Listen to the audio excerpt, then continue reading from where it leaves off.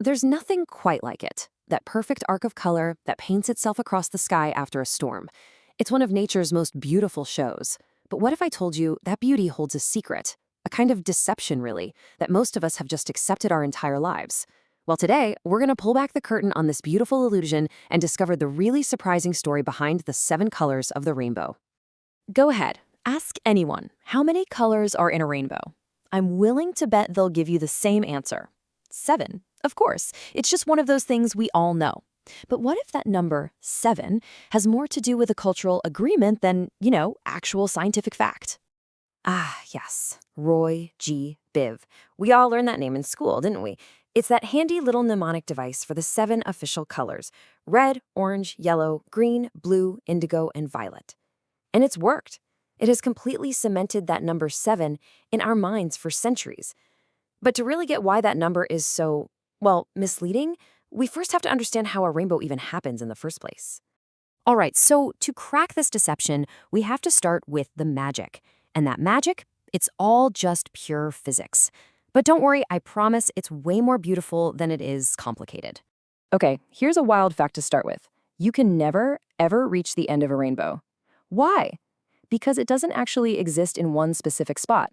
It's an optical phenomenon, an illusion that totally depends on where you are standing in relation to the sun and the raindrops. That means every single person sees their own personal, unique rainbow. Wild, right? So the magic trick starts with something called refraction. Imagine a ray of sunlight just zipping through the air. The moment it hits a raindrop, it enters the water, slows down, and bends. It's kind of like if you're driving a car and one wheel hits a patch of mud. That side slows down first, and it causes the whole car to turn. Light does the exact same thing when it goes from air to water. And boom, this is where the colors come from. Sunlight might look white or yellow to us, but it's really a jumbled up mixture of a whole bunch of different colors, and each color has its own wavelength. So as that light bends when it enters the raindrop, all those different wavelengths bend at slightly different angles, and that's what splits the white light apart into a full spectrum. That process is called dispersion. So inside millions and millions of these tiny water droplets, there's this beautiful little 3-step dance happening. The light ray enters the drop and bends, which splits it into colors. Then it bounces off the inside back wall of the raindrop, and finally it exits the drop, bending one last time as it heads straight for your eye. And that's why the colors are always in the same order.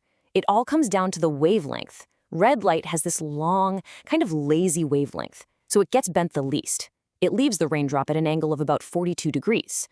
On the other end, you have violet with its super short, energetic wavelength. It gets bent the most, coming out at around 40 degrees.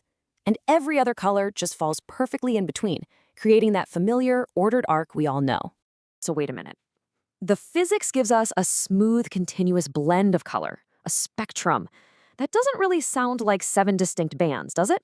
So where on earth did that number come from? Well, for that answer, we've got to go back in time and talk to the guy who literally wrote the book on optics, Sir Isaac Newton. So picture this. Newton is in a dark room. He lets a single beam of sunlight shine through a hole, and he puts a glass prism in its path. And just like that, he proved that this beam of white sunlight could be split into a whole spectrum of colors. But, and this is key, he then used a second prism to gather those colors back together and turn them back into white light. He showed that the colors weren't a flaw in the glass. They were a fundamental part of light itself. And this, right here, is the heart of the mystery. I mean, when you look at that spectrum, there are no hard lines dividing the colors, right? It just flows seamlessly from one to the next. So why would Newton, this giant of empirical science, insist on carving it up into 7 neat little categories? What's really fascinating is that he didn't just land on 7 right away. For a long, long time, most people, including Newton himself at first, only really talked about 5 colors in the rainbow. The ones that are super obvious to our eyes. So what changed his mind? Okay, get ready for this, because this is where hard, objective science takes a very sharp turn into ancient symbolism. Yeah, you heard that right. This wasn't an optical discovery, it was a philosophical one. See, Newton, like a lot of the great thinkers of his time, was really into mysticism and ancient Greek ideas. He had this deep-seated belief that the universe was built around these perfect, harmonious numbers. And the number 7, Well, that was seen as an especially powerful, almost magical number. And here it is, the big aha moment. Newton was absolutely convinced that there had to be a deep connection between the colors of the light spectrum and the 7 notes of the Western musical scale. It was all about cosmic harmony. But to make that analogy perfect, he needed 7 colors to match the 7 notes. So what did he do? He just added 2 more. He squeezed orange in between red and yellow, and he stuck indigo in between blue and violet. I love this quote from the amazing science writer Isaac Asimov. He really hits the nail on the head from a modern perspective. For most of us, indigo isn't some totally distinct color in the rainbow, is it? It's kind of just dark blue as it fades into violet. Newton basically forced a category onto the spectrum that our eyes don't naturally see, all so it would fit his mystical belief system. So, okay, let's set the record straight and talk about the rainbow as it actually is, without any ancient mysticism. The simple truth is this: there aren't 7 colors in the rainbow. There are millions. There's a practically infinite number of shades and hues that all blend seamlessly one into the next. Those divisions we were all taught, they're a human invention. A useful way, maybe, to categorize something beautiful and whole, but an invention nonetheless. And this physics also explains why you never see certain colors in a rainbow. You're never going to see black, because black is just the absence of light. You won't see white, because the rainbow is white light that's been split apart. And you can't see colors like brown or gray, because those are made by mixing colors, like red and green, that actually sit on opposite sides of the rainbow's arc. So in the end, the rainbow we all know and love is this really fascinating marriage of 2 different things: objective science and subjective culture.